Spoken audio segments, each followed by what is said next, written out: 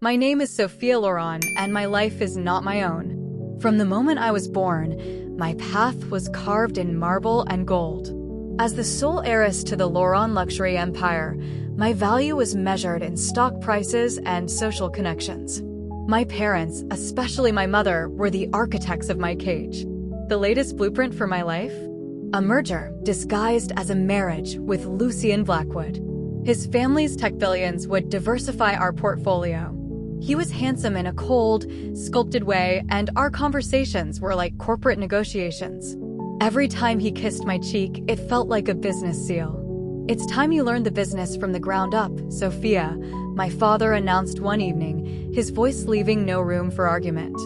"You will oversee the restoration of the Grand Legacy Hotel. Succeed, and you prove you're ready for more responsibility. Fail." He didn't need to finish. The unspoken threat of an immediate wedding to Lucien hung in the air. It was a test, and I was determined to pass. The Grand Legacy was a beautiful, aging relic. The air was thick with the smell of dust, fresh paint, and sawdust. And in the center of the chaos was Matteo. He was the lead carpenter, a man whose presence commanded the room without him ever raising his voice. His hands were calloused, his t-shirt was stained with varnish, and his eyes held a quiet intensity that seemed to see right through my designer armor. Our first meeting was a declaration of war. "This timber is unacceptable," I stated, pointing a perfectly manicured finger at a stack of reclaimed oak. "It's full of knots and imperfections.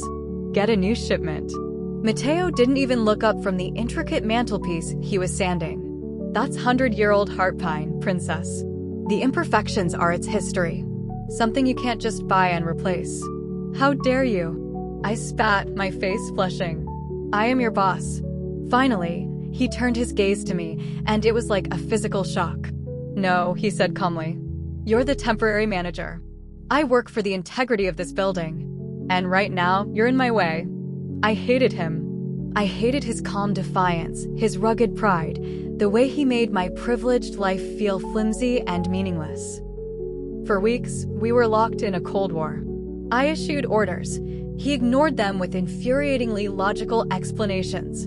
But slowly, against my will, I began to see a different man. I saw him on his lunch break, patiently showing a young, nervous apprentice how to carve a dovetail joint. "The strength is in the fit, not the force," he said, his voice gentle. I saw him secretly building a small, beautiful rocking horse from scrap wood for the hotel cleaner's son, who was sick in the hospital.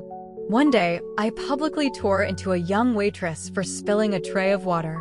The fear in her eyes mirrored my own feeling of being constantly judged. Later, filled with a shame I couldn't explain, I anonymously paid for a full scholarship for her younger brother. I thought no one saw, but Matteo did. The next day, he wordlessly placed a cup of coffee on my desk. "It's how the crew drinks it. No frills," he said. It was the first peace offering. A truce, fragile and unspoken, began. We started sharing coffee in silence. Then we started talking. I learned about his father's chronic illness, how he worked 2 other jobs to pay the medical bills, and how his dream was to own his own small furniture workshop. He spoke of wood with a passion I'd never heard anyone speak of anything. He made me laugh, a real, uncalculated laugh, when he imitated a pretentious interior designer we both disliked. For the first time, someone wasn't talking to the Loran heiress. He was talking to Sophia. And I was terrified of how much I liked it.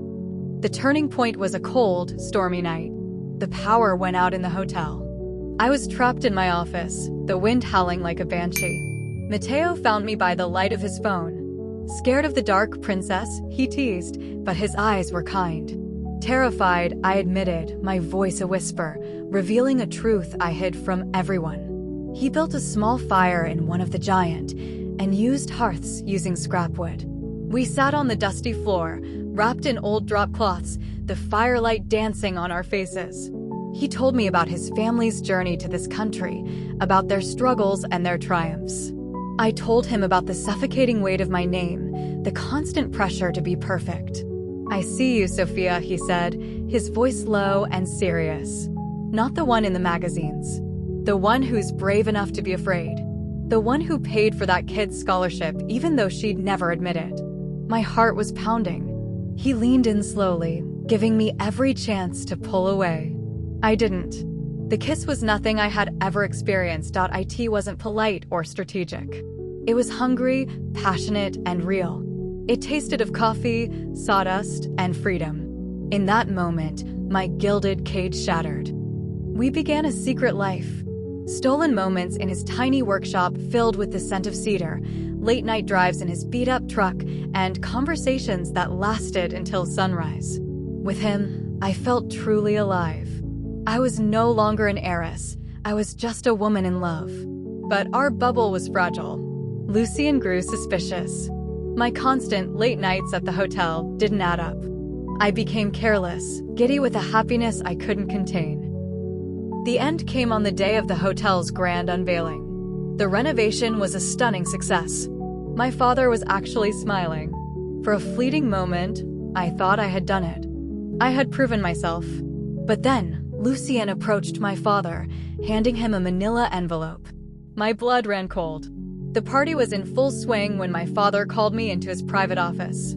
My mother was there, her face a mask of cold fury.